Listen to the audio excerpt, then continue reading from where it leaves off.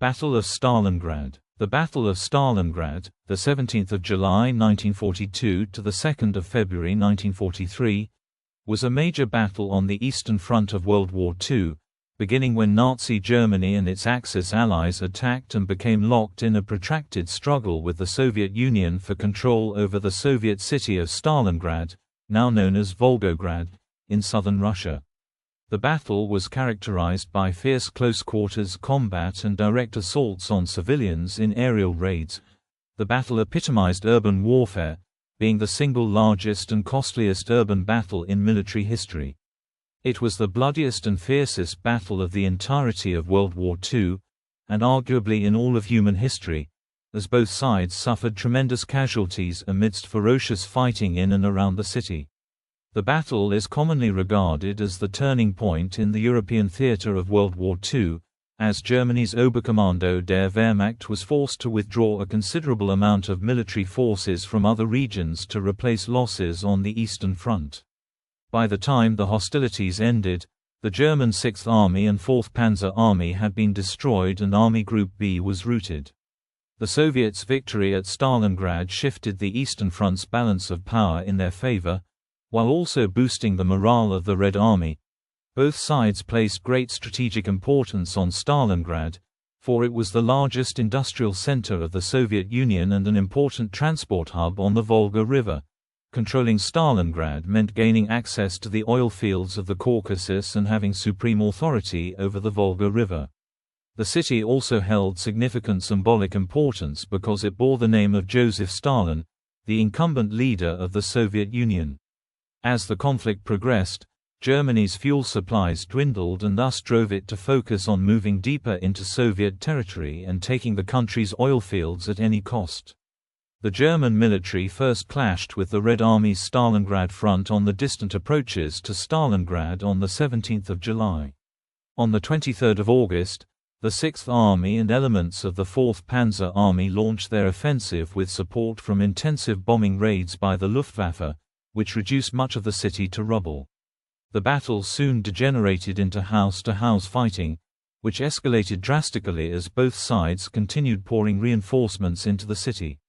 By mid-November, the Germans, at great cost, had pushed the Soviet defenders back into narrow zones along the Volga's west bank. However, winter set in within a few months and conditions became particularly brutal, with temperatures often dropping tens of degrees below freezing. In addition to fierce urban combat, brutal trench warfare was prevalent at Stalingrad as well. On the 19th of November, the Red Army launched Operation Uranus, a two-pronged attack targeting the Romanian armies protecting the 6th Army's flanks. The Axis flanks were overrun and the 6th Army was encircled. Adolf Hitler was determined to hold the city for Germany at all costs and forbade the 6th Army from trying a breakout.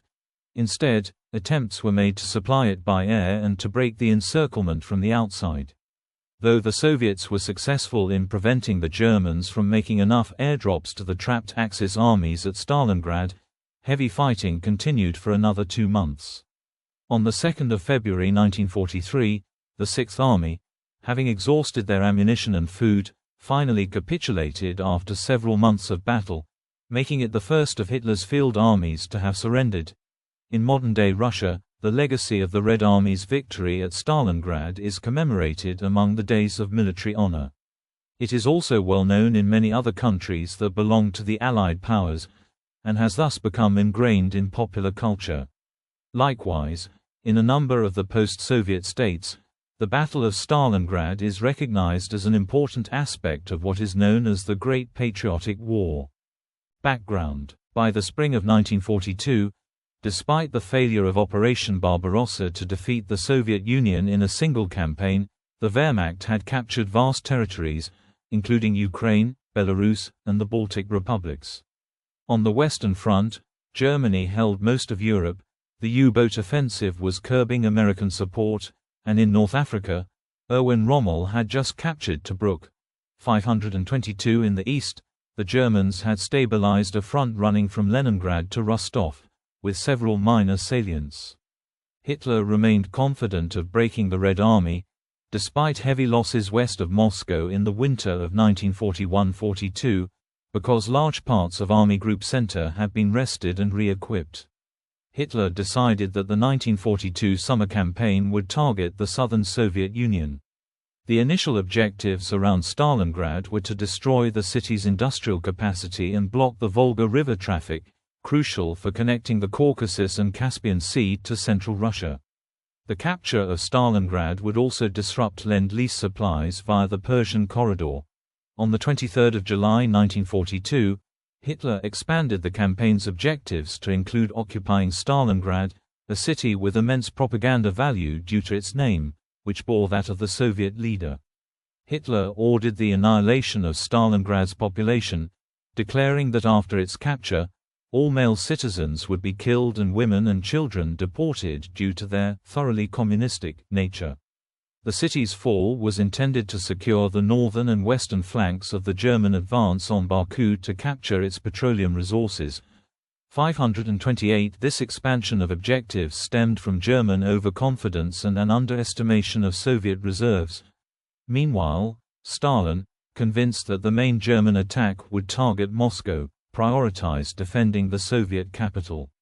As the Soviet winter counteroffensive of 1941–1942 culminated in March, the Soviet High Command began planning for the summer campaign. Although Stalin desired a general offensive, he was dissuaded by Chief of the General Staff Boris Shaposhnikov, Deputy Chief of the General Staff Alexander Vasilevsky, and Western Main Direction Commander Georgy Zhukov. Ultimately, Stalin instructed that the summer campaign be based on active strategic defense, while also ordering local offensives across the Eastern Front. Southwestern Main Direction Commander Semyon Timoshenko proposed an attack from the Izium salient south of Kharkov to encircle and destroy the German Sixth Army. Despite opposition from Shaposhnikov and Vasilevsky, Stalin approved the plan. After delays in troop movements and logistical challenges, the Kharkov operation began on 12 May. The Soviets achieved initial success, prompting 6th Army Commander Friedrich Paulus to request reinforcements. However, a German counterattack on 13 May halted the Soviet advance. On 17 May, Ewald von Kleist's forces launched Operation Friederichus I, encircling and destroying much of the Soviet forces in the ensuing Second Battle of Kharkov. The defeat at Kharkov left the Soviets vulnerable to the German summer offensive. Despite the setback, Stalin continued to prioritize defending Moscow, allocating only limited reinforcements to the southwestern front. The commitment of panzer divisions needed for Case Blue to the Second Battle of Kharkov further delayed the offensive's start. On 1 June, Hitler modified the summer plans, delaying Case Blue to 20 June after preliminary operations in Ukraine. Prelude. If I do not get the oil of Maikop and Grozny, then I must finish this war. Army Group South was selected for a sprint forward through the southern Russian steppes into the Caucasus to capture the vital Soviet oilfields there. The planned summer offensive, code-named Fall Blau, Case Blue, was to include the German 6th, 17th, 4th Panzer and 1st Panzer armies. Hitler intervened, however, ordering the Army Group to split in two. Army Group South, A, under the command of Wilhelm List, was to continue advancing south towards the Caucasus as planned with the 17th Army and 1st Panzer Army. Army Group South, B, including Paulus's 6th Army and Hermann Hoth's 4th Panzer Army, was to move east towards the Volga and Stalingrad. Army Group B was commanded by General Maximilian von Weichs. The start of Case Blue had been planned for late May 1942. However, a number of German and Romanian units that were to take part in Blau were besieging Sevastopol on the Crimean Peninsula.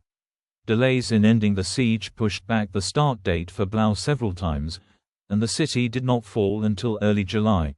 Operation Friederichus I by the Germans against the Izium Bulge pinched off the Soviet salient in the Second Battle of Kharkov, and resulted in the envelopment of a large Soviet force between the 17th of May and the 29th of May.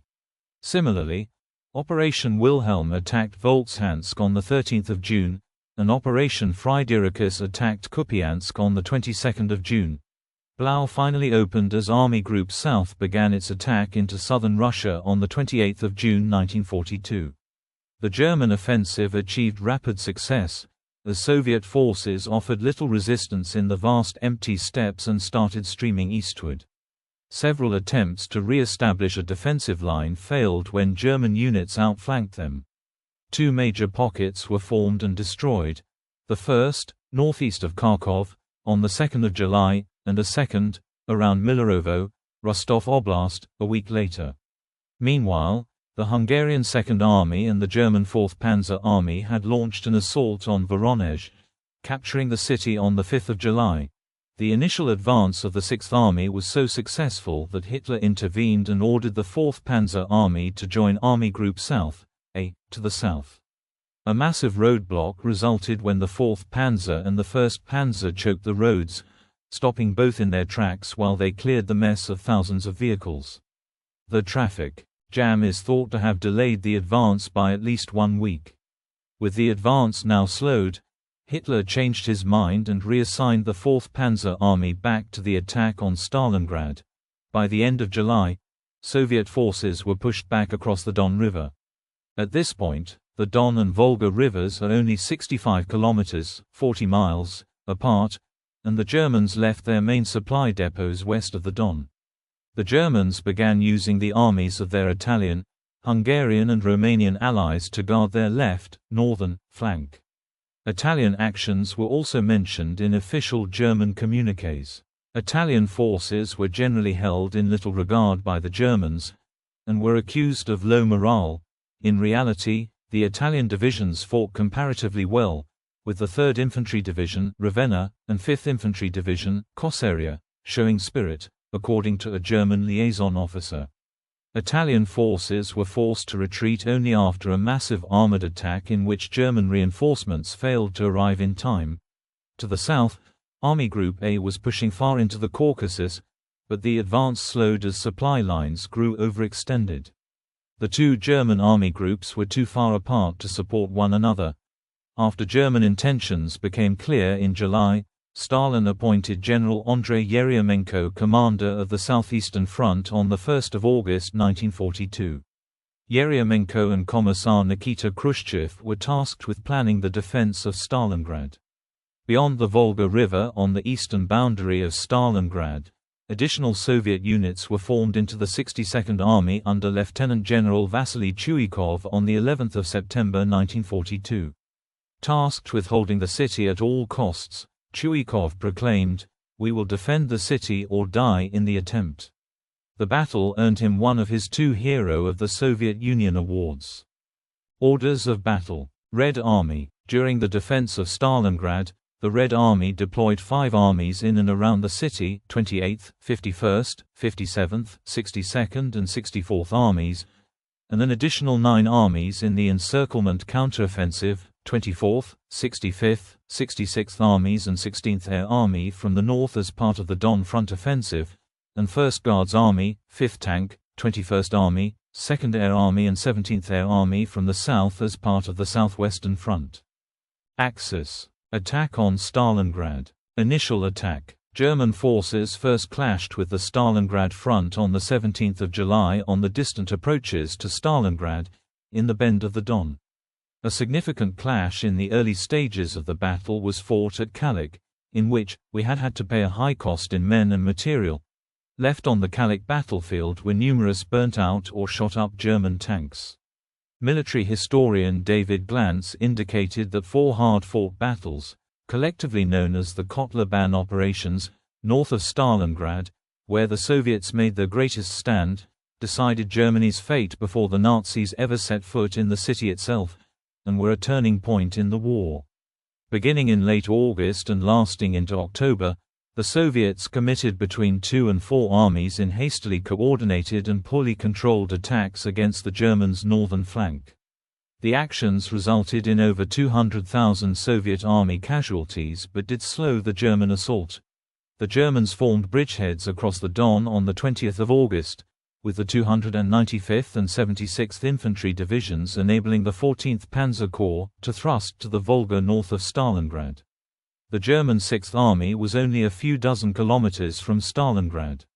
The 4th Panzer Army, ordered south on 13 July to block the Soviet retreat, weakened by the 17th Army and the 1st Panzer Army, had turned northwards to help take the city from the south.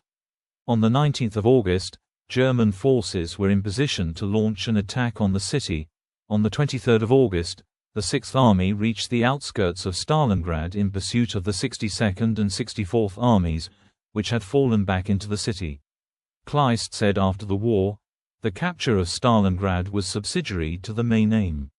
It was only of importance as a convenient place, in the bottleneck between Don and the Volga, where we could block an attack on our flank by Russian forces coming from the east. At the start, Stalingrad was no more than a name on the map to us. The Soviets had enough warning of the German advance to ship grain, cattle, and railway cars across the Volga out of harm's way. This harvest victory left the city short of food even before the German attack began. Before the Heer reached the city itself, the Luftwaffe had cut off shipping on the Volga. In the days between 25 and 31 July, 32 Soviet ships were sunk, with another 9 crippled. Generaloberst Wolfram von Richthofen's Luftflotte 4 dropped some 1,000 tons of bombs on 23 August, with the aerial attack on Stalingrad being the most single intense aerial bombardment at that point on the Eastern Front, and the heaviest bombing raid that had ever taken place on the Eastern Front. At least 90% of the city's housing stock was obliterated as a result. The Stalingrad tractor factory continued to turn out T-34 tanks up until German troops burst into the plant. The 369th, Croatian, Reinforced Infantry Regiment was the only non-German unit selected by the Wehrmacht to enter Stalingrad city during assault operations, with it fighting as part of the 100th Jaeger Division. Georgy Zhukov, who was Deputy Commander-in-Chief and commander of Stalingrad's defense during the battle, noted the importance of the battle, stating that, "It was clear to me that the battle for Stalingrad was of the greatest military and political significance. If Stalingrad fell, the enemy command would be able to cut off the south of the country from the center. We could lose the Volga, the important water artery, along which a large amount of goods flowed from the Caucasus." Stalin rushed all available troops to the east bank of the Volga, some from as far away as Siberia. Regular river ferries were quickly destroyed by the Luftwaffe, which then targeted troop barges being towed slowly across by tugs. It has been said that Stalin prevented civilians from leaving the city in the belief that their presence would encourage greater resistance from the city's defenders. Civilians, including women and children, were put to work building trenchworks and protective fortifications. Casualties due to the air raid on 23 August and beyond are debated, as between 23 and 26 August, Soviet reports indicate 955 people were killed and another 1,181 wounded as a result of the bombing. However, death toll of civilians due to the bombing has been estimated to have been 40,000, or as many as 70,000, though these estimates may be exaggerated. Also estimated are 150,000 wounded. The Soviet Air Force, the Voyeno-Vozdushnie Sily, VVS, was swept aside by the Luftwaffe. The VVS bases in the immediate area lost 201 aircraft between 23 and 31 August, and despite meager reinforcements of some 100 aircraft in August, it was left with just 192 serviceable aircraft, 57 of which were fighters. Early on 23 August, the German 16th Panzer and 3rd Motorized Divisions attacked out of the Vertieki bridgehead with a force 120 tanks and over 200 armored personnel carriers strong. The German attack broke through the 1382nd Rifle Regiment of the 87th Rifle Division and the 137th Tank Brigade, which were forced to retreat towards Dmitrievka. The 16th Panzer Division drove east towards the Volga, supported by the strikes of Henschel H's 129 ground attack aircraft. Crossing the railway line to Stalingrad at 564 km station around midday, both divisions continued their rush towards the river. Around 1500, Hyacinth Graf Streichwitz Panzer Detachment and the Kampfgruppe of the 2nd Battalion, 64th Panzer Grenadier Regiment from the 16th Panzer reached the area of Lutashenka, Rynok, and Spartanovka, northern suburbs of Stalingrad, and the Stalingrad tractor factory. A Soviet female soldier stated about the battle that, "I had been imagining what war was like. Everything on fire, children crying, cats running about, and when we got to Stalingrad it turned out to be really like that, only more terrible." One of the first units to offer resistance in this area was the 1077th Anti-Aircraft Regiment, covering the Stalingrad tractor factory and the Volga ferry near Lutashenka. The majority of the regiment was composed of men, but its directing and range-finding crews and unit headquarters were made up of women. Several women also crewed anti-aircraft guns. The 1077th was notified of the German tanks' approach at 14:30 and its 6th Battery, dominating the Sukaya Mekhivka ravine, claimed the destruction of 28 German tanks. Later that day, its 3rd Battery on the road between Yerzivka and Stalingrad saw particularly intense fighting against the 16th Panzer, reportedly fighting shot for shot. 2 women were decorated for their actions that day, and the regiment's report praised the exceptional steadfastness and heroism of the women soldiers. The regiment lost 35 guns, 18 killed, 46 wounded, and 74 missing on 23 and 24 August. The 16th Panzer Division's history mentioned its encounter with the regiment, claiming the destruction of 37 guns, and the unit's surprise that its opponents had in part included women. In the early stages of the battle, the NKVD organized poorly armed workers' militias, similar to those that had defended the city 24 years earlier, composed of civilians not directly involved in war production for immediate use in the battle. The civilians were often sent into battle without rifles. Staff and students from the local technical university formed a tank destroyer unit. They assembled tanks from leftover parts at the tractor factory. These tanks, unpainted and lacking gun sights, were driven directly from the factory floor to the front line. They could only be aimed at point-blank range through the bore of their gun barrels. Chuikov later remarked that soldiers approaching the battle would say, "We're entering hell," but after 1 or 2 days, they said, "No, this isn't hell. This is 10 times worse than hell." By the end of August, Army Group South, B, had finally reached the Volga, north of Stalingrad. Another advance to the river south of the city followed, while the Soviets abandoned their Rososhka position for the inner defensive ring west of Stalingrad. The wings of the 6th Army and the 4th Panzer Army met near Jablochny along the Zaritsa on the 2nd of September. September city battles. A letter found on the body of a German officer described the insanity of the battle and brutal nature of the urban combat. "We must reach the Volga. We can see it, less than a kilometer away. We have the constant support of our aircraft and artillery. We are fighting like madmen but cannot reach the river." The whole war for France was shorter than the fight for one Volga factory. "We must be up against suicide squads. They have simply decided to fight to the last soldier. And how many soldiers are left over there? When will this hell come to an end?" Historian David Glantz stated that the grinding and brutal battle resembled the fighting on the Somme and at Verdun in 1916 more than it did the familiar Blitzkrieg war of the previous 3 summers. On the 5th of September, the Soviet 24th and 66th Armies organized a massive attack against 14th Panzer Corps. The Luftwaffe helped repel the offensive by heavily attacking Soviet artillery positions and defensive lines. The Soviets were forced to withdraw at midday after only a few hours. Of the 120 tanks the Soviets had committed, 30 were lost to air attack. On the 13th of September, the battle for the city itself began, with German forces launching an attack which overran the small hill where the 62nd Soviet Army headquarters was established.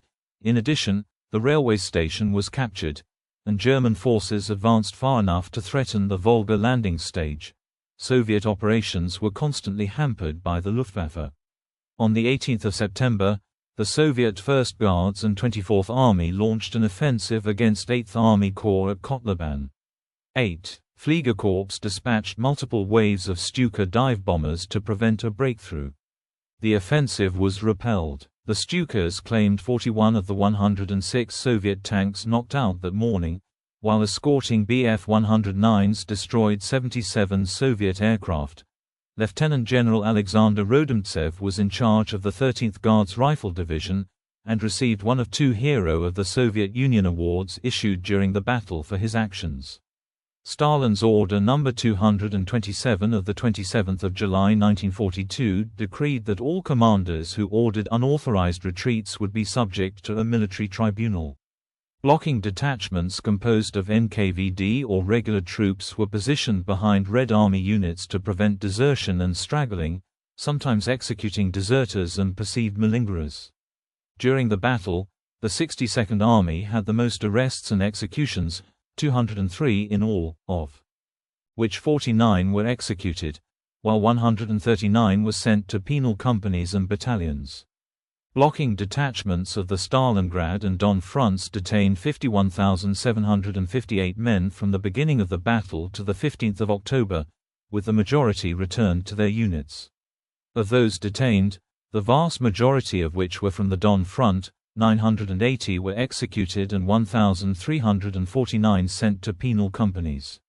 In the 2-day period between 13 and 15 September, the 62nd Army Blocking Detachment detained 1,218 men, returning most to their units while shooting 21 men and arresting 10. Beaver claims that 13,500 Soviet soldiers were executed by Soviet authorities during the battle. However, this claim has been disputed. By the 12th of September, at the time of their retreat into the city, the Soviet 62nd Army had been reduced to 90 tanks, 700 mortars and just 20,000 personnel.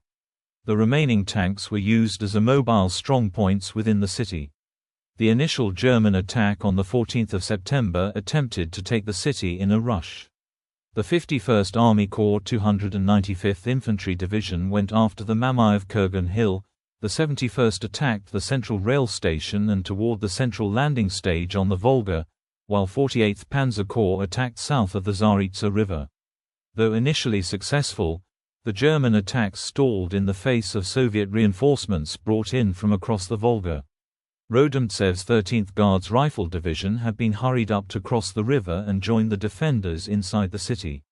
Assigned to counterattack at the Mamayev-Kurgan and at Railway Station No. 1, it suffered particularly heavy losses. Despite their losses, Rodimtsev's troops were able to inflict similar damage on their opponents. By the 26th of September, the opposing 71st Infantry Division had half of its battalions considered exhausted, reduced from all of them being considered average in combat capability when the attack began 12 days earlier. The brutality of the battle was noted in a journal found on German Lieutenant Wiener of the 24th Panzer Division. The street is no longer measured by meters but by corpses. Stalingrad is no longer a town. By day it is an enormous cloud of burning, blinding smoke. It is a vast furnace lit by the reflection of the flames. And when night arrives, one of those scorching, howling, bleeding nights, the dogs plunge into the Volga and swim desperately to gain the other bank. The nights of Stalingrad are a terror for them. Animals flee this hell. The hardest stones cannot bear it for long. Only men endure. A ferocious battle raged for several days at the giant grain elevator in the south of the city. About 50 Red Army defenders, cut off from resupply, held the position for 5 days and fought off 10 different assaults before running out of ammunition and water. Only 40 dead Soviet fighters were found, though the Germans had thought there were many more due to the intensity of resistance. The Soviets burned large amounts of grain during their retreat in order to deny the enemy food. The grain elevator and silos were decided upon by Paulus to be the symbol of Stalingrad for a patch he was having designed to commemorate the battle after victory. Mamayev-Kurgan changed hands multiple times over the course of days, with fighting over the hill, rail station and Red Square being so intense that it was difficult to determine who was attacking and who was defending.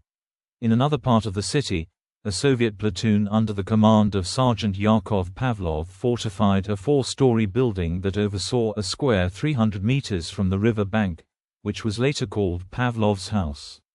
The soldiers surrounded it with minefields, set up machine gun positions at the windows and breached the walls in the basement for better communications. The soldiers found about 10 Soviet civilians hiding in the basement. They were not relieved, and not significantly reinforced, for 2 months, with the defense lasting around 60 days. The building was labeled Festung, fortress, on German maps. Pavlov was awarded the Hero of the Soviet Union title for his actions.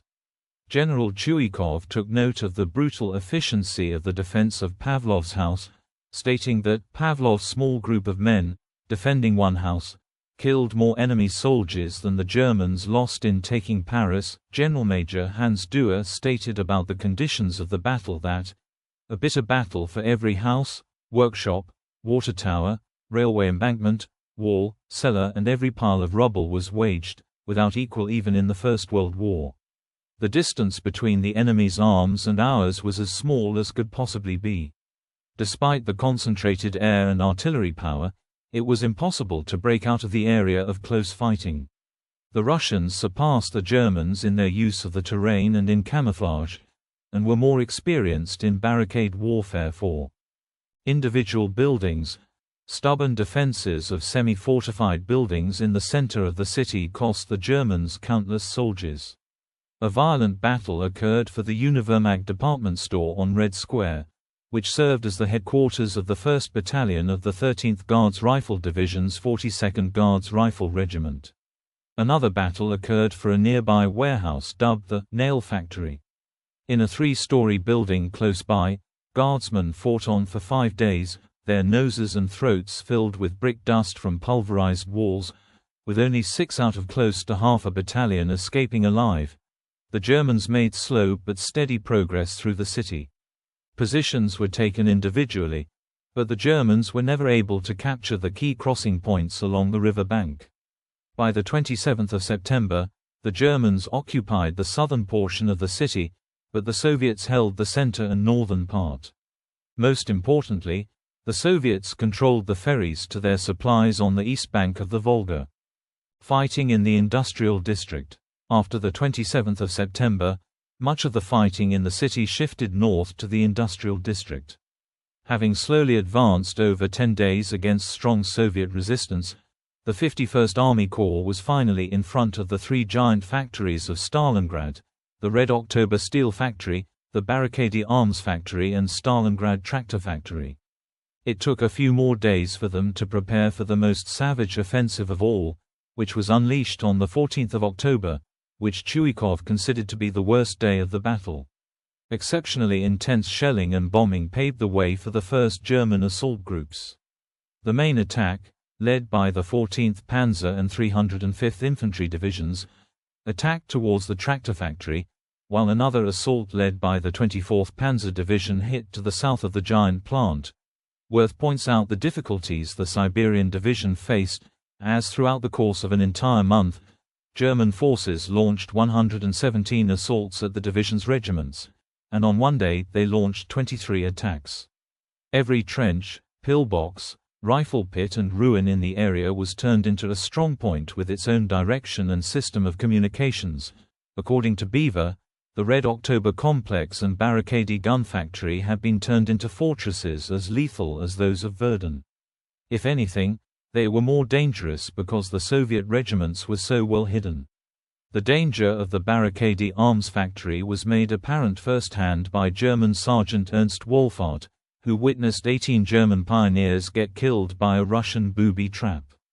The fighting for the barricade has been described as some of the most brutal and ferocious fighting ever, with it being stated that the battlefield east of the barricade blazed with the most violent and profligate clash the world would ever see, and that in regard to hand-to-hand fighting, nowhere was it more brutal, more savage, more relentless, than in the barricade. The German onslaught crushed the 37th Guards Rifle Division of Major General Viktor Joludev, and in the afternoon the forward assault group reached the tractor factory before arriving at the Volga River, splitting the 62nd Army into 2. In response to the German breakthrough to the Volga, the front headquarters committed 3 battalions from the 300th Rifle Division and the 45th Rifle Division of Colonel Vasily Sokolov, a substantial force of over 2,000 men, to the fighting at the Red October Factory. According to Worth, here, in and around the main building of the October plant, The fighting had gone on for weeks. It had been a hell of shell fire and mortar fire, and tank and air attacks, and hand-to-hand fighting. They had fought for a workshop or half a workshop, or for the end of a drain pipe. Fighting raged inside the Barricade factory until the end of October. The Soviet-controlled area shrank down to a few strips of land along the western bank of the Volga, and in November the fighting concentrated around what Soviet newspapers referred to as Lyudnikov's Island, a small patch of ground behind the Barricade factory where the remnants of Colonel Ivan Lyudnikov's 138th Rifle Division resisted all ferocious assaults thrown by the Germans and became a symbol of the stout Soviet defense of Stalingrad. In the north of Stalingrad, by early November, the 16th Panzer Division referred to the Rhinox-Spartanovka region as Little Verdun, because there was hardly a square meter that had not been churned up by bombs and shells. Air attacks. From 5 to 12 September, Luftwaffe 4 conducted 7,507 sorties, 938 per day. From 16 to 25 September, it carried out 9,746 missions, 975 per day. Determined to crush Soviet resistance, Luftwaffe 4 Stukaev flew 900 individual sorties against Soviet positions at the Stalingrad tractor factory on 5 October. Several Soviet regiments were wiped out. The entire staff of the Soviet 339th Infantry Regiment was killed the following morning during an air raid. The Luftwaffe retained air superiority into November, and Soviet daytime aerial resistance was non-existent. However, the combination of constant air support operations on the German side and the Soviet surrender of the daytime skies began to affect the strategic balance in the air.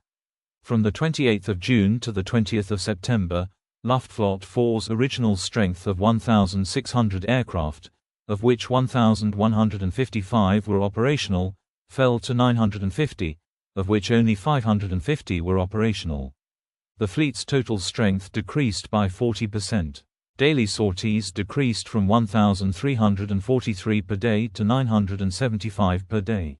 Soviet offensives in the central and northern portions of the Eastern Front tied down Luftwaffe reserves and newly built aircraft, reducing Luftwaffe 4's percentage of Eastern Front aircraft from 60% on 28 June to 38% by 20 September. The Kampfwaffe bomber force was the hardest hit, having only 232 out of an original force of 480 left. In mid-October, after receiving reinforcements from the Caucasus Theater, the Luftwaffe intensified its efforts against the remaining Red Army positions holding the West Bank. Luftwaffe 4 flew 1,250 sorties on 14 October and its Stukas dropped 550 tons of bombs, while German infantry surrounded the three factories. Stukageschwader 1, 2, and 77 had largely silenced Soviet artillery on the eastern bank of the Volga before turning their attention to the shipping that was once again trying to reinforce the narrowing Soviet pockets of resistance. The 62nd Army had been cut in two and, due to intensive air attack on its supply ferries, was receiving much less material support. With the Soviets forced into a 1 kilometer, 1,000-yard strip of land on the western bank of the Volga, over 1,208 Stuka missions were flown in an effort to eliminate them. The Soviet bomber force, the Aviatsiya Dalnego Действия, long-range aviation, having taken crippling losses over the past 18 months, was restricted to flying at night. The Soviets flew 11,317 night sorties over Stalingrad and the Donbend sector between the 17th of July and the 19th of November. These raids caused little damage and were of nuisance value only. 265. As historian Chris Bellamy notes, the Germans paid a high strategic price for the aircraft sent into Stalingrad. The Luftwaffe was forced to divert much of its air strength away from the oil-rich Caucasus, which had been Hitler's original grand strategic objective. The Royal Romanian Air Force was also involved in the Axis air operations at Stalingrad. Starting 23 October 1942, Romanian pilots flew a total of 4,000 sorties, during which they destroyed 61 Soviet aircraft. The Romanian Air Force lost 79 aircraft, most of them captured on the ground along with their airfields. Germans reached the Volga. In August 1942, after 3 months of slow advance, the Germans finally reached the river banks, capturing 90% of the ruined city and splitting the remaining Soviet forces into 2 narrow pockets. Ice floes on the Volga now prevented boats and tugs from supplying the Soviet defenders. Nevertheless, the fighting continued, especially on the slopes of Mamayev-Kurgan and inside the factory area in the northern part of the city. From the 21st of August to the 20th of November, the German Sixth Army lost 60,548 men, including 12,782 killed, 45,545 wounded and 2,221 missing. Fighting for the Volga banks has been noted as the most concentrated and ferocious fighting in perhaps the whole war. Soviet counter-offensives. Recognizing that German troops were ill-prepared for offensive operations during the winter of 1942 and that most of them were deployed elsewhere on the southern sector of the Eastern Front, the Stavka decided to conduct a number of offensive operations between the 19th of November 1942 and the 2nd of February 1943.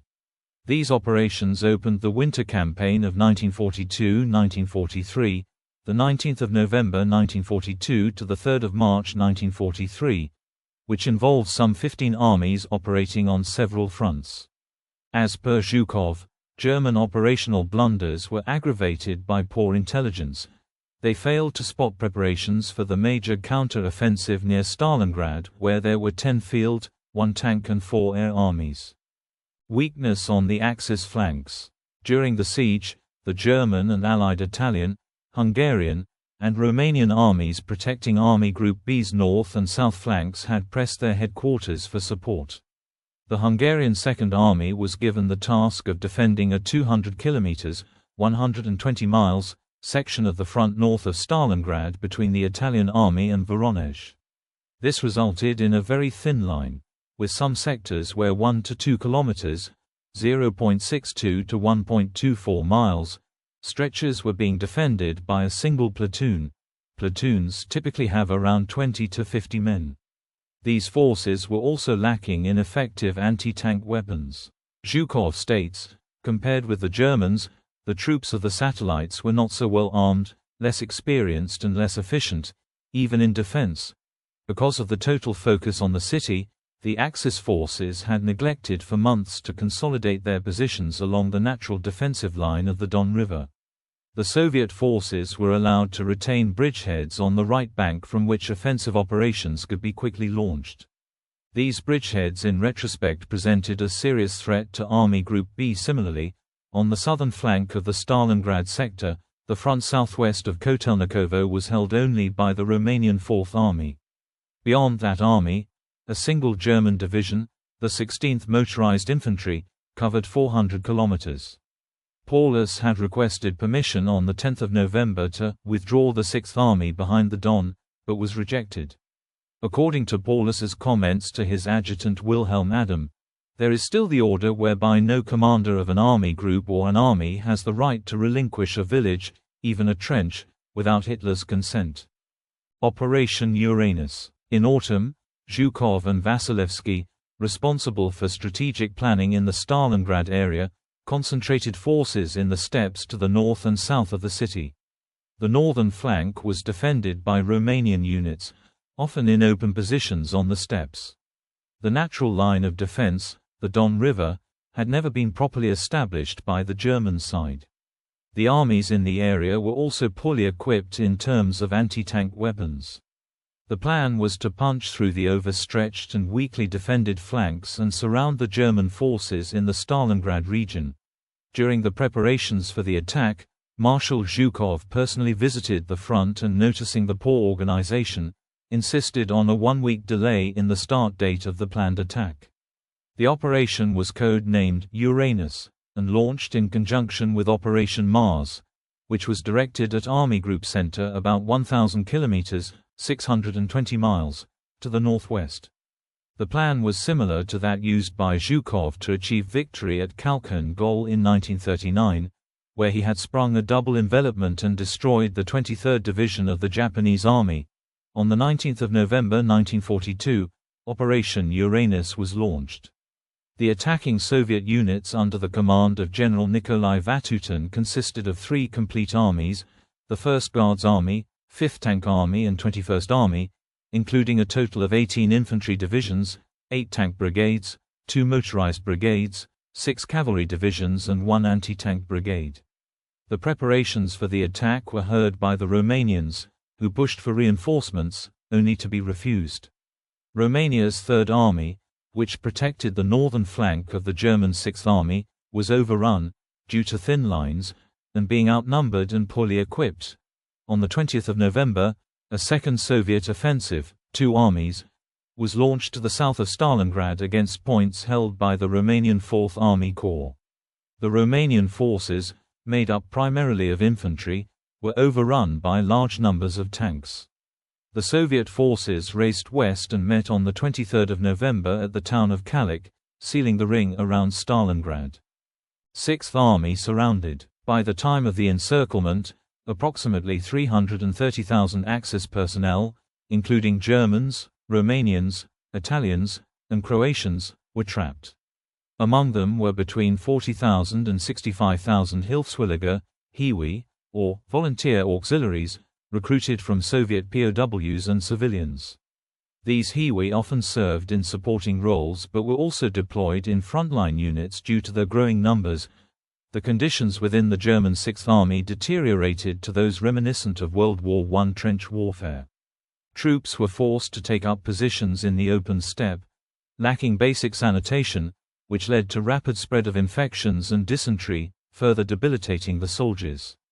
By the 19th of November 1942, the German forces in the pocket numbered about 210,000, with 50,000 soldiers outside the encirclement. Of those trapped, 10,000 continued to fight, 105,000 eventually surrendered, 35,000 were evacuated by air, and 60,000 died. Despite the Sixth Army's dire situation, no reinforcements were pulled from Army Group A in the Caucasus to aid in the relief of Stalingrad. It was only after Soviet forces broke through in Operation Little Saturn, threatening to encircle Army Group A, that a withdrawal was ordered on December 31 to avoid complete entrapment. Army Group Don was established under Field Marshal von Manstein, tasked with leading the 20 German and 2 Romanian divisions encircled at Stalingrad. Despite Manstein's recommendation for a breakout, Hitler insisted on holding the city, relying on an ill-fated airlift to supply the Sixth Army, which failed to deliver the necessary supplies. The airlift fell drastically short, delivering only 105 tons per day, far below the required 750 tons. The situation worsened after the Soviets captured Tatsinskaya airfield on the 24th of December, forcing the Germans to relocate their air operations to more distant and less effective bases. As supplies dwindled, starvation and disease ravaged the Sixth Army. By the time the airlift was terminated, the Luftwaffe had lost nearly 500 aircraft, including 266 Ju-52s, and failed to maintain adequate supply levels. Ultimately, the failure to relieve Stalingrad sealed the fate of the Sixth Army, leading to one of the most catastrophic defeats in military history. End of the battle. Operation Winter Storm. Manstein's plan to rescue the Sixth Army, Operation Winter Storm, was developed in full consultation with Führer headquarters. It aimed to break through to the Sixth Army and establish a corridor to keep it supplied and reinforced, so that, according to Hitler's order, it could maintain its cornerstone position on the Volga, with regard to operations in 1943. Manstein, however, who knew that Sixth Army could not survive the winter there, instructed his headquarters to draw up a further plan in the event of Hitler's seeing sense. This would include the subsequent breakout of Sixth Army, in the event of a successful first phase, and its physical reincorporation in Army Group Don. This second plan was given the name Operation Thunderclap. Winter Storm, as Zhukov had predicted, was originally planned as a two-pronged attack. One thrust would come from the area of Kotelnikovo, well to the south, and around 160 kilometers, 100 miles, from the Sixth Army.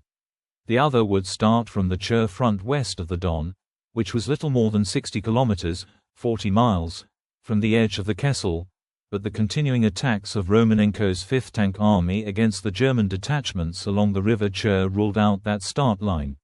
This left only the 57th Panzer Corps around Kotelnikovo, supported by the rest of Hoth's very mixed 4th Panzer Army, to relieve Paulus's trapped divisions. The 57th Panzer Corps, commanded by General Friedrich Kirchner, had been weak at first. It consisted of 2 Romanian cavalry divisions and the 23rd Panzer Division, which mustered no more than 30 serviceable tanks. The 6th Panzer Division, arriving from France, was a vastly more powerful formation, but its members hardly received an encouraging impression. The Austrian divisional commander, General Erhard Raus, was summoned to Manstein's royal carriage in Kharkov station on the 24th of November, where the field marshal briefed him. He described the situation in very somber terms, recorded Raus. 3 days later, when the first trainload of Raus's division steamed into Kotelnikovo station to unload, his troops were greeted by a hail of shells from Soviet batteries. As quick as lightning, the Panzer Grenadiers jumped from their wagons.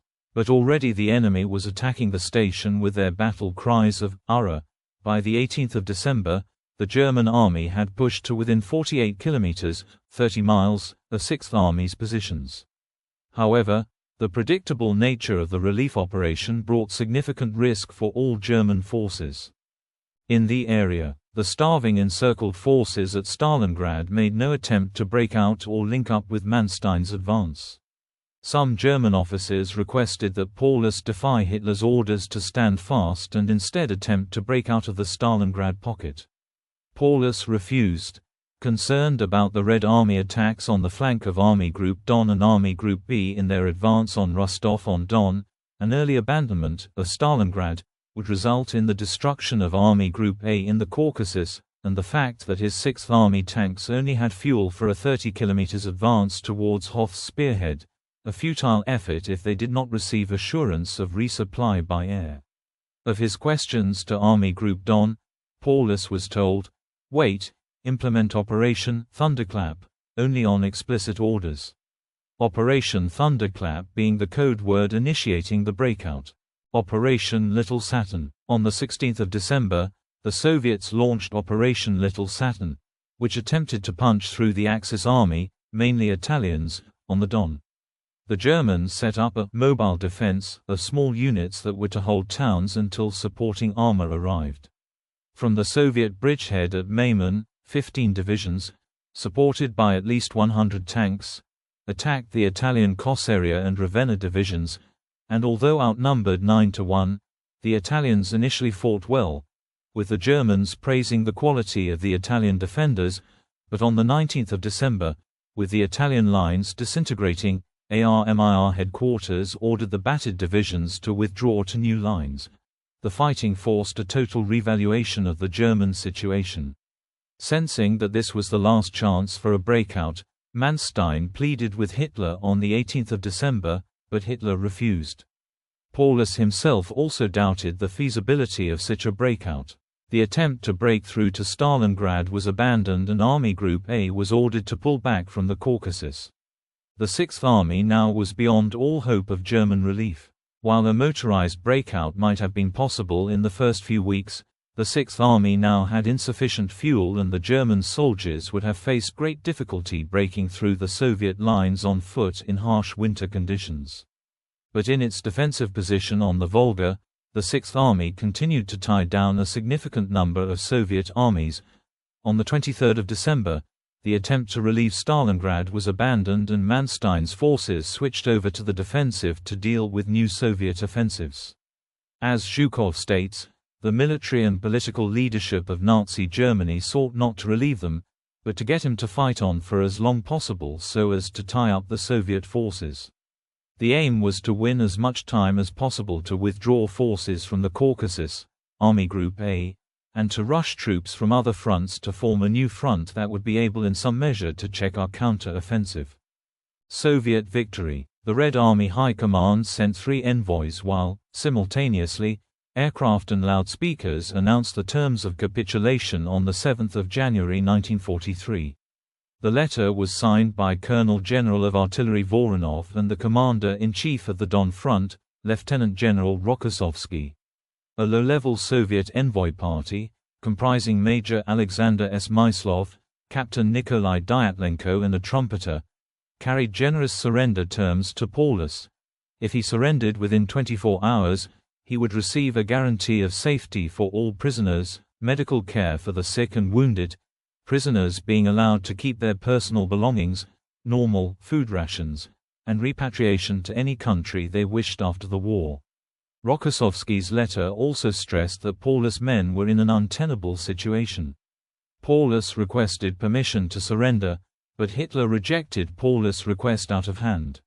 Accordingly, Paulus did not respond.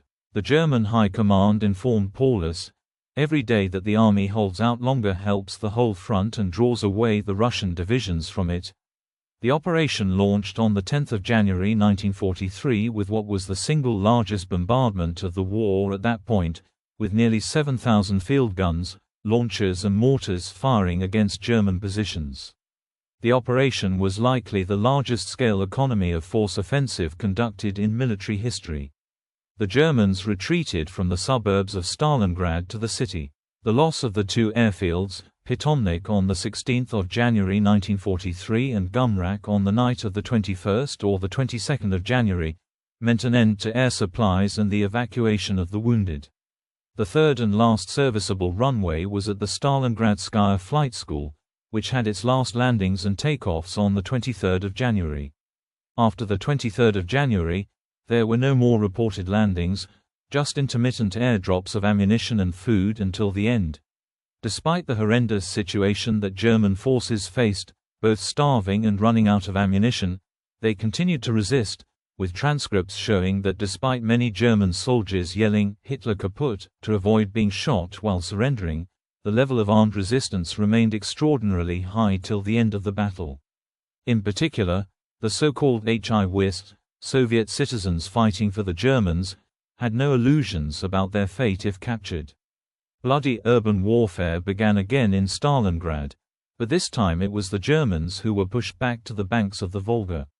The Germans adopted a simple defense of fixing wire nets over all windows to protect themselves from grenades. The Soviets responded by fixing fish hooks to the grenades so they stuck to the nets when thrown. On the 22nd of January, Rokossovsky once again offered Paulus a chance to surrender. Paulus requested that he be granted permission to accept the terms. He told Hitler that he was no longer able to command his men, who were without ammunition or food. Hitler rejected it on a point of honor. He telegraphed the Sixth Army later that day, claiming that it had made a historic contribution to the greatest struggle in German history and that it should stand fast to the last soldier and the last bullet.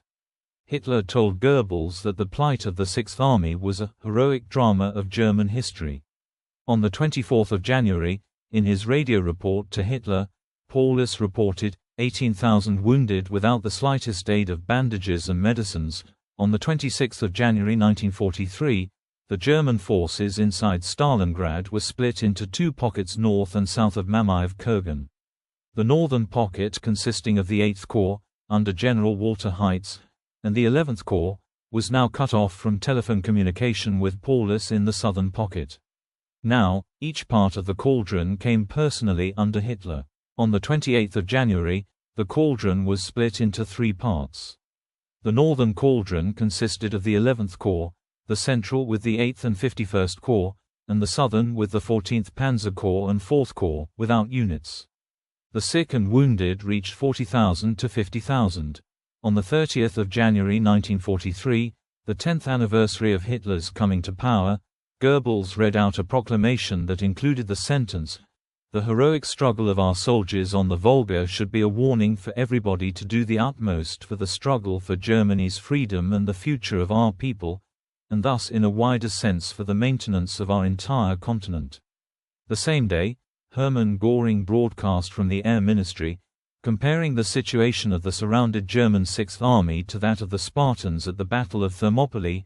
The speech was not well received by soldiers, however. Paulus notified Hitler that his men would likely collapse before the day was out. In response, Hitler then issued a tranche of field promotions to the Sixth Army's officers, with Paulus made a general feldmarschall. In deciding to promote Paulus, Hitler noted that there was no record of a German or Prussian field marshal having ever surrendered. The implication was clear. If Paulus surrendered, he would shame himself and would become the highest-ranking German officer ever to be captured. As a result, Hitler believed that Paulus would either fight to the last man or commit suicide. On the next day, the southern pocket in Stalingrad collapsed.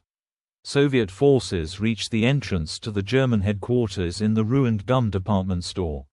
Major Anatoly Soldatov described the conditions of the department store basement as such: "It was unbelievably filthy. You couldn't get through the front or back doors. The filth came up to your chest, along with human waste and who knows what else." The stench was unbelievable. When interrogated by the Soviets, Paulus claimed that he had not surrendered. He said that he had been taken by surprise. He denied that he was the commander of the remaining northern pocket in Stalingrad and refused to issue an order in his name for them to surrender. The central pocket, under the command of Heitz, surrendered the same day, while the northern pocket, under the command of General Karl Strecker, held out for 2 more days. 4 Soviet armies were deployed against the northern pocket. At 4 in the morning on the 2nd of February, Strecker was informed that one of his own officers had gone to the Soviets to negotiate surrender terms. Seeing no point in continuing, he sent a radio message saying that his command had done its duty and fought to the last man. When Strecker finally surrendered, he and his chief of staff, Helmut Grossgerth, drafted the final signal sent from Stalingrad, purposely omitting the customary exclamation to Hitler, replacing it with "Long live Germany." Around 91,000 exhausted, ill, wounded, and starving prisoners were taken. The prisoners included 22 generals. Hitler was furious and confided that Paulus could have freed himself from all sorrow and ascended into eternity and national immortality, but he prefers to go to Moscow. Tactics and battle conditions. German military doctrine was based on the principle of combined arms teams and close cooperation between tanks, infantry, engineers, artillery and ground attack aircraft. To negate the German usage of tanks and artillery in the ruins of the city, Soviet commander Chuikov introduced a tactic he described as hugging the enemy, keeping Soviet frontline positions as close as possible to those of the Germans, so German artillery and aircraft could not attack without risking friendly fire. After mid-September, to reduce casualties, he ceased launching organized daylight counterattacks, instead emphasizing small unit tactics in which infantry moved through the city's sewers to strike into the rear of attacking German units. The Soviets preferred night attacks, which disrupted German morale by depriving them of sleep. Soviet reconnaissance patrols were used to find German positions and take prisoners for interrogation, enabling them to anticipate attacks. When Soviet troops detected a coming attack, they launched their own counterattacks at dawn before German air support could arrive. Soviet troops blunted the German attacks themselves through ambushes that separated tanks from their supporting infantry, as well as the employment of booby traps and mines. These tactical innovations became widespread. The Soviets used the great amount of destruction to their advantage by adding man-made defenses such as barbed wire, minefields, trenches, and bunkers to the rubble, while large factories even housed tanks and large-caliber guns within. Red Army soldiers enjoyed inventing gadgets to kill Germans. New booby traps were dreamed up, each seemingly more ingenious and unpredictable in its results than the last. The battle saw all types of moot combat techniques at the time. The forces involved in the battle were composed of well-trained, and in some cases, very experienced troops, with the German Sixth Army highly regarded, as it is noted that Stalingrad was fought and lost by the finest collection of divisions in an army that had not known strategic defeat for a quarter of a century. In reference to German forces, Stalingrad was the supreme example of total war, described as approaching Clausewitz's theoretical description of absolute war. The Soviets persisted against German forces by using all available means, with the commitment being reflected in their planning, orders and actions. Stalin's commitment to Stalingrad became total, using every available resource to hold it, and ordering the city be held at all costs. Evidence of commitment was the vast casualties the Soviets were willing to sustain. Collateral damage was not a major concern. The first priority was victory, and all weapons would be used to that end with little regard for collateral damage. This is also reflected by a common saying among the Soviet defenders, who often exclaimed that, "For us, there is no land beyond the Volga." Total war was reflected by Axis forces, as they attacked without concern and committed to a bombing campaign which utterly destroyed the city and killed thousands of civilians, and Hitler would not allow for German forces to retreat, even with the threat of encirclement. On the 14th of October, Hitler suspended all operations along the entire Eastern Front except for Stalingrad, and continued pushing even harder for Army Group B to capture the city, showing his willingness to capture it at all costs. An important weapon was the flamethrower, which was effectively terrifying in its use of clearing sewer tunnels, cellars, and inaccessible hiding places. Operators were immediately targeted as soon as they were spotted. The Katyusha rocket launcher, known to the Germans as Stalin's organ, was used with devastating effect. In hand-to-hand fighting, spades were used as axes. Equipment used during the battle represented a full spectrum of World War II equipment, encompassing manufactured and field improvised systems, as both sides fielded and used their complete arsenals. The battle consumed a tremendous amount of ammunition and resources. In September fighting alone, the Sixth Army expended 25 million rounds of small arms, 500,000 anti-tank rounds, 752,000 artillery shells and 178,000 hand grenades, with German forces expending 300 to 500 tons of artillery ammunition each day. The Red Army fired more ammunition in this battle than any other operation of the war.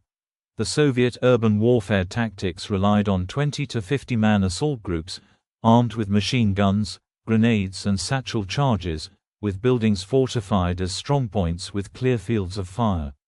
Strongpoints were defended by guns or tanks on the ground floor, while machine gunners and artillery observers operated from the upper floors. Assault groups used sewers or broke through walls into adjoining buildings to maintain concealment while moving into the rear of German attacks.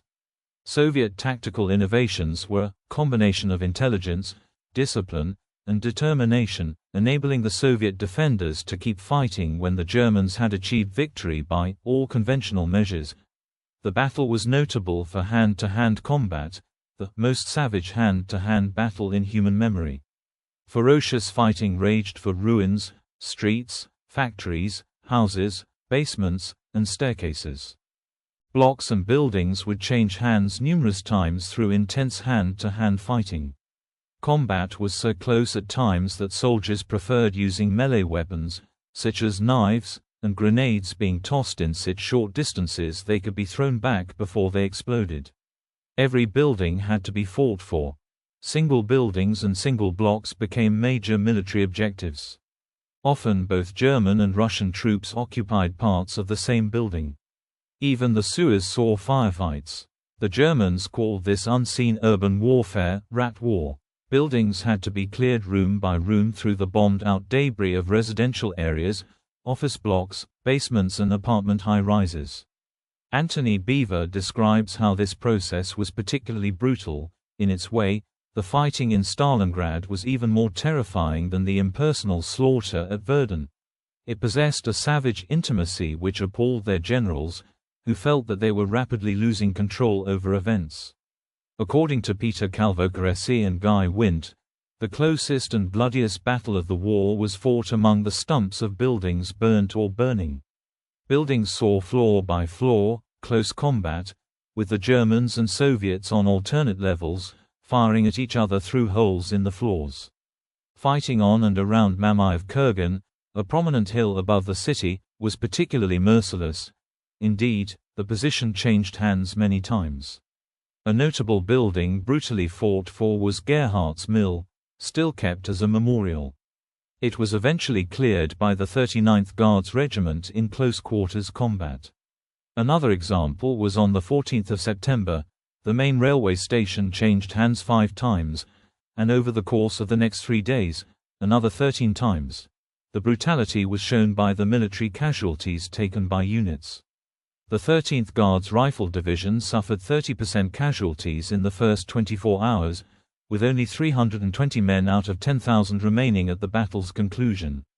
With buildings and floors changing hands dozens of times and taking up days to win, platoons and companies took up to 90% and even 100% casualties to win a building or floor within it. Chuikov estimated that about 3,000 Germans had been killed during the fighting for the tractor factory on the 14th of October alone. The Germans used aircraft, tanks and heavy artillery to clear the city with varying success. Towards the end of August, the gigantic railroad gun nicknamed Dora was brought in, being withdrawn soon after due to Soviet threats to the gun.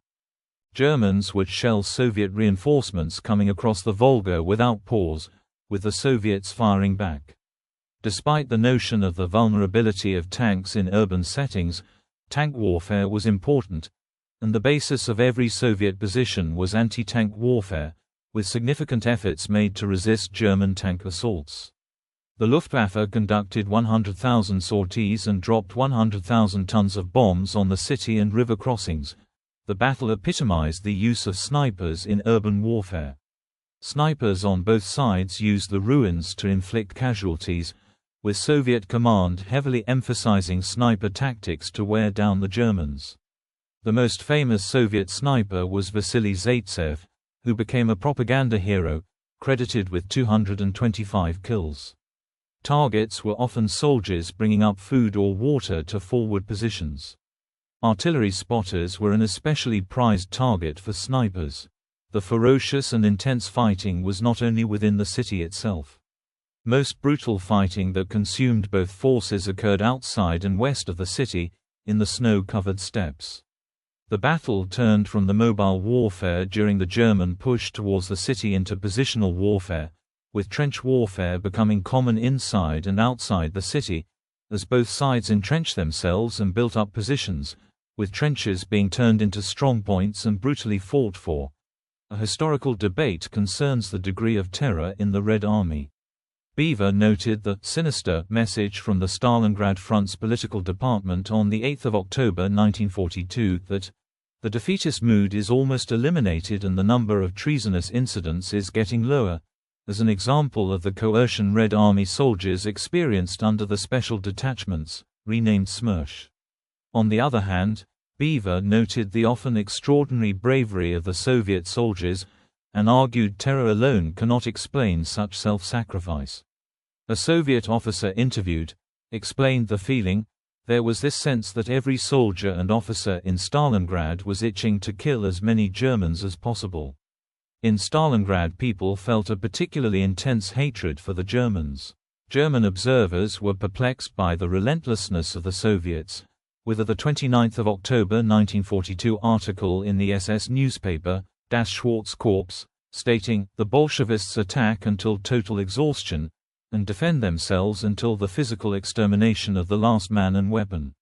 Sometimes the individual will fight beyond the point considered humanly possible." One example of the heroism seen in Soviet troops was Soviet Marine Mikhail Panikaka, who was covered in flames after his Molotov cocktail was shot while attempting to throw it. However, he continued with another Molotov and destroyed a tank. Richard Overy addresses the question of how important the Red Army's coercive methods were to the war effort compared with other factors such as hatred for the enemy, stating that while it is easy to argue that from the summer of 1942 the Soviet Army fought because it was forced to fight, to concentrate solely on coercion is nonetheless to distort our view of the Soviet war effort.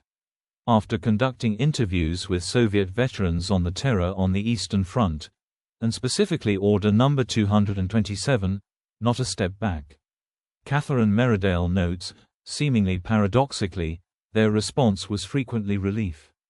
Infantryman Lev Lvovich's explanation is typical: "T was a necessary and important step. We all knew where we stood after we had heard it. And we all, it's true, felt better. Yes, we felt better. Many women fought on the Soviet side or were under fire." As General Chuikov acknowledged, remembering the defense of Stalingrad, "I can't overlook the very important question: about the role of women in war, in the rear, but also at the front.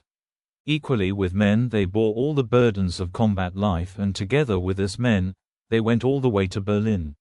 At the beginning of the battle there were 75,000 women and girls from the Stalingrad area who had finished military or medical training, and they were to serve in the battle.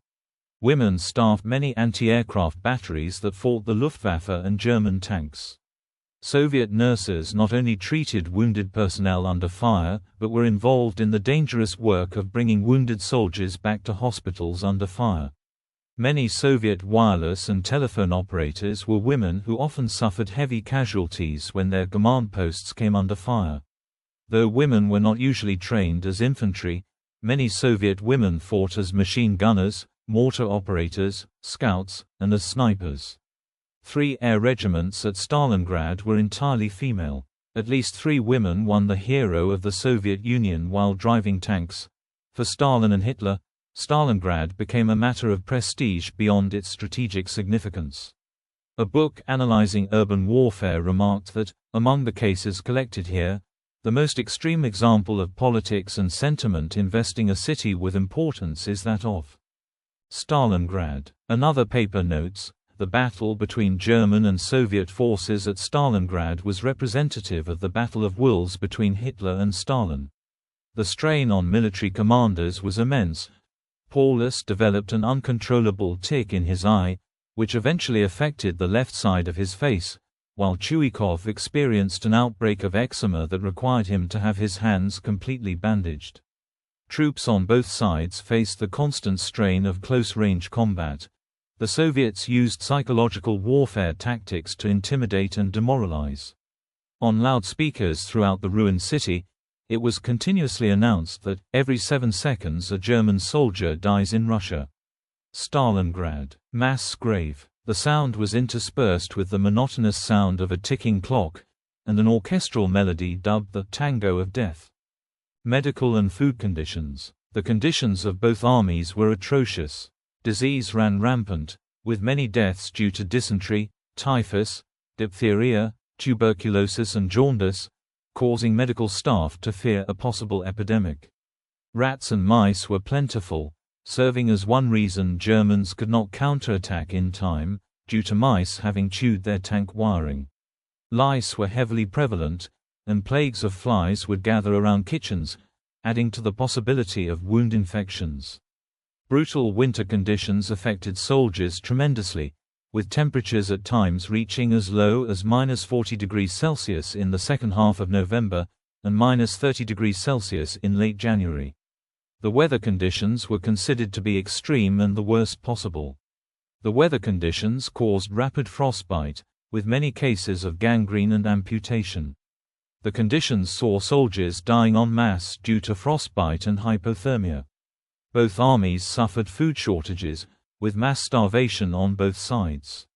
Stress, tiredness and the cold upset the metabolism of soldiers, receiving a reduced amount of calories from food. German forces eventually ran out of medical supplies such as ether, antiseptics and bandages. Surgery had to be done without anesthesia. Biologist Kenneth Allebeck suggested the Red Army used tularemia as a biological weapon during the battle, though this is thought to have resulted from natural causes. Casualties. The Axis suffered 800,000 to 1,500,000 casualties, killed, wounded or captured, among all branches of the German armed forces and their allies, 282,606 in the 6th Army from the 21st of August to the end of the battle. 17,293 in the 4th Panzer Army from the 21st of August to the 31st of January, 55,260 in the Army Group Don from the 1st of December 1942 to the end of the battle, 12,727 killed, 37,627 wounded and 4,906 missing. Walsh estimates the losses to 6th Army and 4th Panzer Division were over 300,000. While Louis A. DeMarco estimated the Germans suffered 400,000 total casualties during the battle. Soviet officials recovered 250,000 German and Romanian corpses in and around Stalingrad. According to Peter H. Wilson, German forces suffered 800,000 casualties, including the Romanians. According to the multi-volume, The Great Patriotic War 1941–1945, Germany and its allies suffered up to 1.5 million casualties for the entire battle, in the Don, Volga and Stalingrad areas. The figure of 1.5 million total Axis casualties was also stated by Geoffrey Dukes in 1968. This has been cited as an overestimate, however. According to G. Matishoff, al., Germany and its allies suffered more than 880,000 casualties from November 1942 to early February 1943 between Stalingrad and the Great Bend of the Don. According to Fraser, al., 109,000 Romanians casualties, from November 1942 to December 1942, included 70,000 captured or missing. 114,000 Italians and 105,000 Hungarians were killed, wounded or captured, from December 1942 to February 1943. According to Stephen Walsh, Romanian casualties were 158,854, 114,520 Italians, 84,830 killed, missing and 29,690 wounded, and 143,000 Hungarian, 80,000 killed, missing and 63,000 wounded, with total losses of Germany's allies at 494,374. Losses among Soviet POW turncoats Hiwis range between 19,300 and 52,000, 235,000 German and Allied troops in total, from all units, including Manstein's ill-fated relief force, were captured during the battle. It is estimated that as many as over 1 million soldiers and civilians combined were killed during the battle. Historian William Craig, while researching for his book, stressed the incredible death toll of the battle, stating that most appalling was the growing realization, formed by statistics I uncovered, that the battle was the greatest military bloodbath in recorded history. Well over 1 million men and women died because of Stalingrad, a number far surpassing the previous records of dead at the First Battle of the Somme and Verdun in 1916. Historian Edwin P. Hoyt states that, in less than 7 months the Stalingrad dead numbered over 3 million. Historian Jochen Hellbeck described the lethality of the battle as such: the Battle of Stalingrad, the most ferocious and lethal battle in human history, ended on February 2. With an estimated death toll in excess of 1 million, the bloodletting at Stalingrad far exceeded that of Verdun, one of the costliest battles of World War I. According to military historian Louis A. DeMarco, in terms of raw casualty numbers, the battle for Stalingrad was the single most brutal battle in history. Military historian Victor Davis Hanson affirmed that the costliest land battle in history took place at Stalingrad, and that the fighting inside a besieged Stalingrad proved to be the most costly single battle of World War II. At least 1.5 million Russians and Germans died over the months of contesting the city's rubble, comparably only to the World War I German attack on the fortress complex at Verdun. British historian Andrew Roberts stated that superlatives are unavoidable when describing the Battle of Stalingrad. It was the struggle of Gog and Magog, the merciless clash where the rules of war were discarded. Around 1.1 million died in the battle on both sides. The Germans lost 900 aircraft, including 274 transports and 165 bombers used as transports, 500 tanks and 6,000 artillery pieces. A recent Soviet report states that 5,762 guns, 1,312 mortars, 12,701 heavy machine guns, 156,987 rifles, 80,438 submachine guns, 10,722 trucks, 744 aircraft, 1,666 tanks, 261 other armored vehicles, 571 half-tracks and 10,679 motorcycles were captured by the Soviets. The USSR, according to archival figures, suffered 1,129,619 total casualties, 478,741 personnel killed or missing, termed to be irrevocable, and 650,878 wounded or sick. The USSR lost 4,341 tanks destroyed or damaged, 15,728 artillery pieces and 2,769 combat aircraft. Though the losses given by Soviet officials have been met with criticism for accuracy of Soviet losses and underreporting. Recent clarifications of data and estimates of losses state that the USSR suffered 1,347,214 total casualties, with 674,990 irrevocable losses, and 672,224 being wounded or sick. With an extension of this data to include NKVD troops and volunteer formations, the total casualties could extend to 1.36 to 1.37 million. However, the data is still questioned as being underestimated. The British historian Lawrence Rees gives a figure of 1 million Soviet soldiers dead on the Stalingrad front. Russian historian Boris Vadimovich Sokolov cites the memoirs of a former director of the Tsaritsyn Stalingrad Defense Museum, who noted that over 2 million Soviets dead were counted before being ordered to stop, with still many months of work left. Sokolov states it as being closer to the true death toll than official statistics due to severe underreporting.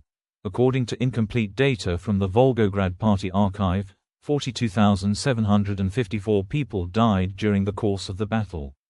However, research by Russian historian Tatiana Pavlova calculated there to be 710,000 inhabitants in the city on 23 August, and of that amount, 185,232 people had died by the battle's conclusion, and including about 50,000 in the rural areas of Stalingrad, for a total of 235,232 civilians dead. Also from her research, Pavlova states that the losses of the civilian population of Stalingrad are 32.3% higher than the losses of the population of Hiroshima from the atomic bombing, and that, in Stalingrad, an absolute world record was set for the mass destruction of the civilian population during World War II. A 2018 study concluded that the demographic losses due to the battle ranged from 2.5 to 3 million, thereby describing it as a real demographic catastrophe. Luftwaffe losses. The losses of transport planes were especially serious, as they destroyed the capacity for supply of the trapped Sixth Army. The destruction of 72 aircraft when the airfield at Tatsinskaya Airfield was overrun meant the loss of about 10% of the Luftwaffe transport fleet. Aftermath. The German public was not officially told of the impending disaster until the end of January 1943, though positive media reports had stopped in the weeks before the announcement. Stalingrad marked the first time that the Nazi government publicly acknowledged a failure in its war effort. On 31 January, regular programs on German state radio were replaced by a broadcast of the somber Adagio movement from Anton Bruckner's Seventh Symphony, followed by the announcement of the defeat at Stalingrad.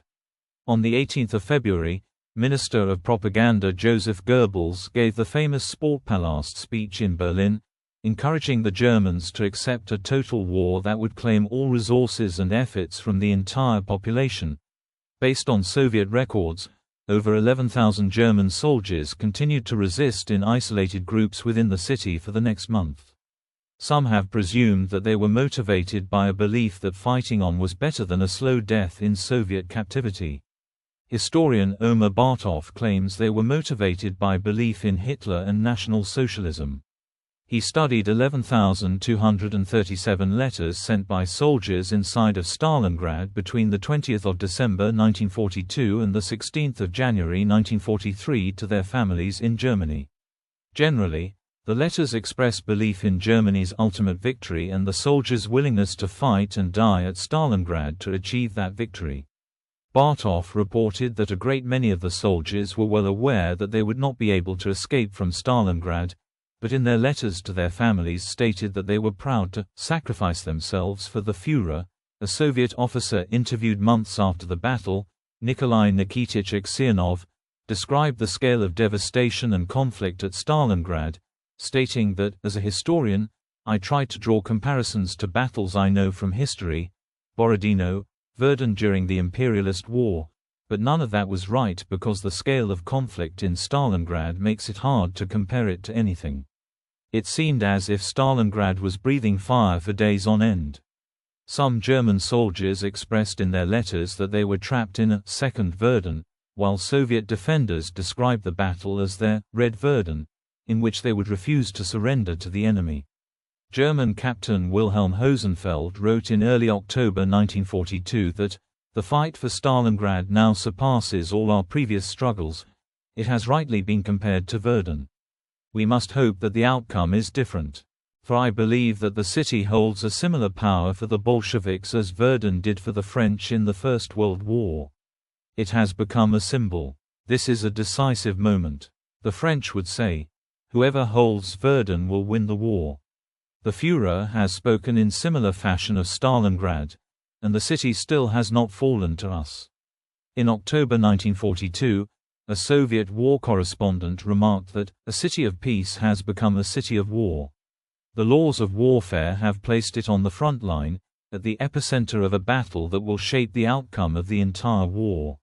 After 60 days of fighting, the Germans now know what this means. Verdun. They scoff. This is no Verdun. This is something new in the history of warfare. This is Stalingrad. The world press commonly referred to it as the Verdun on the Volga during the battle. Historian David Glantz stated that Stalingrad was the most brutal clash of arms in the most terrible of 20th-century wars. Further, French historian François Kersidi stated that Stalingrad was unique in the Second World War, in terms of duration, the number of soldiers killed, the relentlessness, the significance, and that it was terrifying on both sides. They both had to carry on fighting until the very end. The people present there would have preferred hell itself. Historian Andrew Roberts stated that, "The Battle of Stalingrad is deservedly considered to be the most desperate in human history. The German Sixth Army was sucked into house by house, street by street, factory by factory struggle, often even more attritional than the trench warfare of the Great War. The battle is not only infamous for being a military bloodbath, but also for its disregard for civilians by both sides. When German forces reached the hospital for mentally handicapped children in the city, they promptly shot all the 10 to 14-year-old patients." Soviet sniper Vasily Zaitsev took note of atrocities that took place during the battle, stating that, "Another time you see young girls, children hanging from trees in the park. It has tremendous impact." A Soviet sergeant in the 389th Infantry Division noted that Russian women coming out of houses during the fighting for the Barricade workers' settlement to take shelter from German firing, ended up being killed by Russian machine gun fire. The bombing campaign and over 5 months of ferocious fighting had utterly destroyed 99% of the city, with the city being nothing more than a heap of rubble. Of the population of well over 500,000 before the battle, a quick census revealed only 1,515 people remained following the battle's conclusion. However, Beaver notes that a census revealed that 9,796 civilians were in the city at the battle's conclusion, including 994 children. The remaining forces continued to resist, hiding in cellars and sewers, but by early March 1943, the last small and isolated pockets of resistance had surrendered. According to Soviet intelligence documents shown in the documentary, a remarkable NKVD report from March 1943 is available showing the tenacity of some of these German groups. The mopping up of counter-revolutionary elements in the city of Stalingrad proceeded. The German soldiers, who had hidden themselves in huts and trenches, offered armed resistance after combat actions had already ended. This armed resistance continued until the 15th of February and in a few areas until the 20th of February. Most of the armed groups were liquidated by March. During this period of armed conflict with the Germans, the brigade's units killed 2,418 soldiers and officers and captured 8,646 soldiers and officers, escorting them to POW camps and handing them over. The operative report of the Don Front staff issued on 5 February 1943, 2200 said, "The 64th Army was putting itself in order, being in previously occupied regions. Location of Army's units is as it was previously. In the region of location of the 38th Motorized Rifle Brigade in a basement 18 armed SS men were found, who refused to surrender. The Germans found were destroyed. The condition of the troops that surrendered was pitiful. British war correspondent Alexander Worth described the following scene in his Russia at War book, based on a first-hand account of his visit to Stalingrad on the 3rd to the 5th of February 1943. We went into the yard of the large burnt-out building of the Red Army House. And here one realized particularly clearly what the last days of Stalingrad had been to so many of the Germans. In the porch lay the skeleton of a horse, with only a few scraps of meat still clinging to its ribs. Then we came into the yard. Here lay more horses' skeletons, and to the right, there was an enormous horrible cesspool, fortunately, frozen solid. And then, suddenly, at the far end of the yard I caught sight of a human figure. He had been crouching over another cesspool, and now, noticing us, he was hastily pulling up his pants, and then he slunk away into the door of the basement. But as he passed, I caught a glimpse of the wretch's face, with its mixture of suffering and idiot-like incomprehension. For a moment, I wished that the whole of Germany were there to see it. The man was probably already dying. In that basement there were still 200 Germans, dying of hunger and frostbite. "We haven't had time to deal with them yet," one of the Russians said. "They'll be taken away tomorrow, I suppose." And, at the far end of the yard, besides the other cesspool, behind a low stone wall, the yellow corpses of skinny Germans were piled up, men who had died in that basement, about a dozen wax-like dummies. We did not go into the basement itself. What was the use? There was nothing we could do for them. Most of the nearly 91,000 German prisoners captured in Stalingrad perished. Weakened by disease, starvation and lack of medical care during the encirclement, they were sent on forced marches to prisoner camps and later to labor camps all over the Soviet Union. Some 35,000 were eventually sent on transports, of which 17,000 did not survive. Most died of wounds, disease, particularly typhus, cold, overwork, mistreatment and malnutrition. Some were kept in the city to help rebuild it. A handful of senior officers were taken to Moscow and used for propaganda purposes, and some of them joined the National Committee for a Free Germany. Some, including Paulus, signed anti-Hitler statements that were broadcast to German troops. Paulus testified for the prosecution during the Nuremberg trials and assured families in Germany that those soldiers taken prisoner at Stalingrad were safe. He remained in the Soviet Union until 1952, then moved to Dresden in East Germany, where he spent the remainder of his days defending his actions at Stalingrad and was quoted as saying that communism was the best hope for post-war Europe. General Walter von Seydlitz-Kurzbach offered to raise an anti-Hitler army from the Stalingrad survivors, but the Soviets did not accept the offer. It was not until 1955 that the last of the 5,000 to 6,000 survivors were repatriated to West Germany, after a plea to the Politburo by Konrad Adenauer. Significance: Stalingrad has been described as the greatest single defeat in the history of the German army. Historian Jeffrey Roberts described it as the biggest and most traumatic defeat in German military history, and that the myth of the invincible Wehrmacht was gone forever.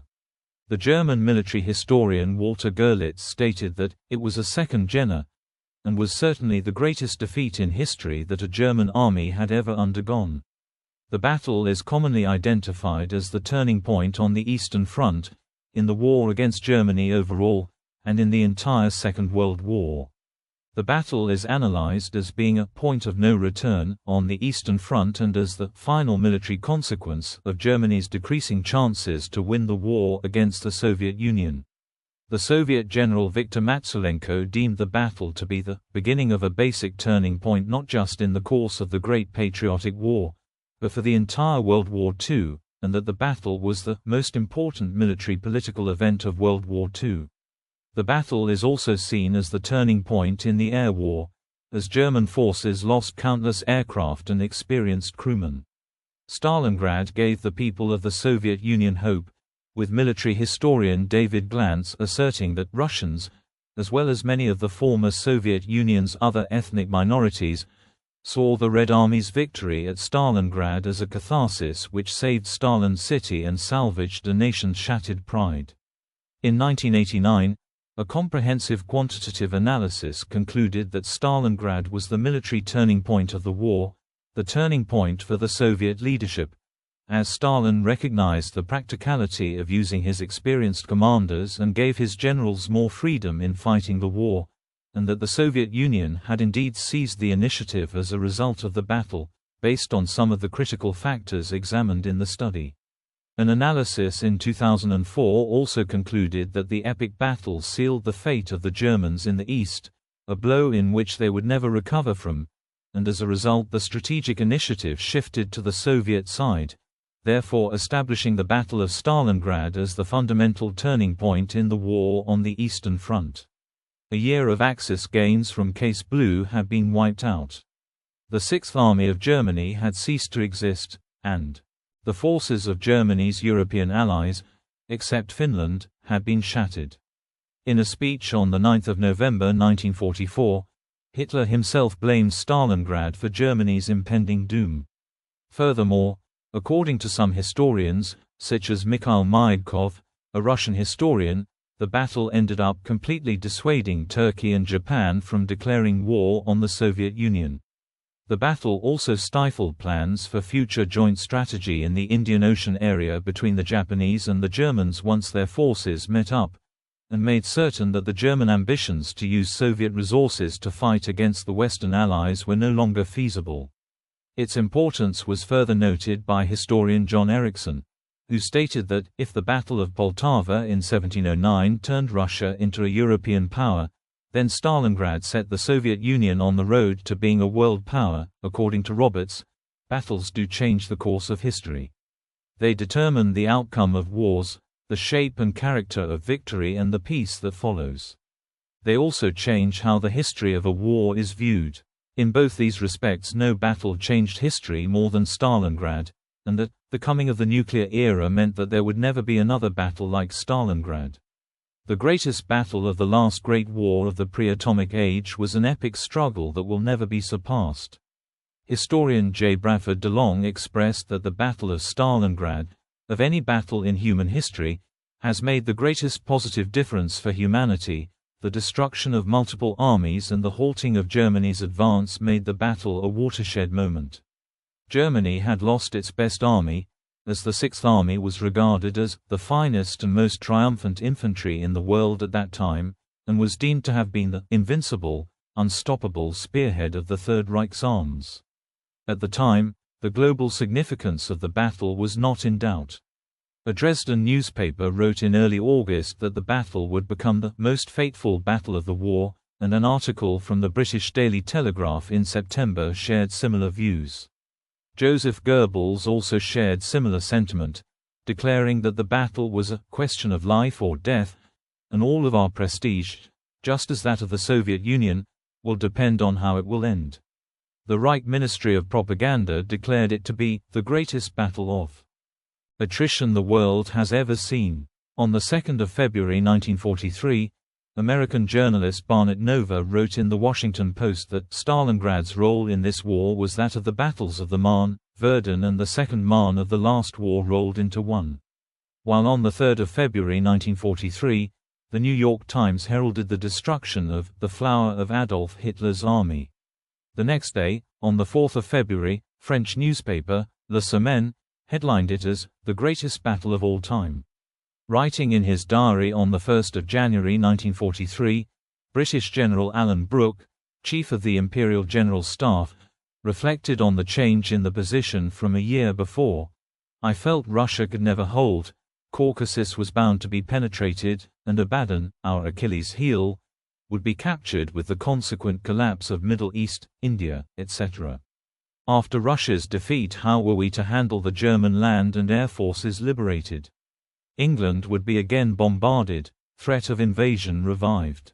And now, we start 1943 under conditions I would never have dared to hope. Russia has held, Egypt for the present is safe. There is a hope of clearing North Africa of Germans in the near future. Russia is scoring wonderful successes in southern Russia. At this point, the British had won the Battle of El Alamein in November 1942. However, there were only about 50,000 German soldiers at El Alamein in Egypt, while at Stalingrad, at least 200,000 Germans had been lost. Stalingrad is viewed as being more important than both El Alamein and Operation Torch. On 30 January 1943, the 10th anniversary of his coming to power, Hitler chose not to speak. Joseph Goebbels read the text of his speech for him on the radio. The speech contained an oblique reference to the battle, which suggested that Germany was now in a defensive war. The public mood was sullen, depressed, fearful, and war-weary. The reverse was the case on the Soviet side. There was an overwhelming surge in confidence and belief in victory. A common saying was, "You cannot stop an army which has done Stalingrad." Stalin was feted as the hero of the hour and made a marshal of the Soviet Union. The news of the battle echoed round the world, with many people now believing that Hitler's defeat was inevitable. The Turkish consul in Moscow predicted that the lands which the Germans have destined for their living space will become the dying space. Britain's conservative The Daily Telegraph proclaimed that the victory had saved European civilization. The country celebrated Red Army Day on 23 February 1943. A ceremonial sword of Stalingrad was forged to the order of King George VI. After being put on public display in Britain, this was presented to Stalin by Winston Churchill at the Tehran Conference later in 1943. Soviet propaganda spared no effort and wasted no time in capitalizing on the triumph, impressing a global audience. The prestige of Stalin, the Soviet Union, and the worldwide communist movement was immense, and the political position greatly enhanced. Commemoration. In recognition of the determination of its defenders, Stalingrad was awarded the title Hero City in 1945. A colossal monument called the Motherland Calls was erected in 1967 on Mamayev Kurgan, the hill overlooking the city where bones and rusty metal splinters can still be found. The statue forms part of a war memorial complex which includes the ruins of the grain silo and Pavlov's house. On 2 February 2013, Volgograd hosted a military parade and other events to commemorate the 70th anniversary of the final victory. Since then, military parades have always commemorated the victory in the city. Every year still, hundreds of bodies of soldiers who died in the battle are recovered in the area around Stalingrad and reburied in the cemeteries at Mamayev Kurgan or Rososhka. In popular culture, the events of the battle for Stalingrad have been covered in numerous media works of British, American, German, and Russian origin, for its significance as a turning point in the Second World War and for the loss of life associated with the battle. Stalingrad has become synonymous with large-scale urban battles with immense casualties on both sides, and according to historian David Glantz, has become a metaphor for the ferocity of the Soviet-German conflict and, indeed, for the devastating nature of 20th-century warfare as a whole. Also, historian Geoffrey Roberts states that no battle of any war has had more written about it than Stalingrad, and that no battle of the Second World War has captured the public imagination as much as the clash between Soviet Russia and Nazi Germany at Stalingrad in 1942. Stalingrad was an epic battle unmatched by any other in its dimensions, drama and decisiveness. In addition, besides the battle being recognized as the bloodiest and fiercest of the war, it is also considered to have been the closest of the war as well, as Geoffrey Roberts quotes the Duke of Wellington's remark about the Battle of Waterloo as a close-run thing to describe the Battle of Stalingrad, further adding to its popularity, status and notoriety.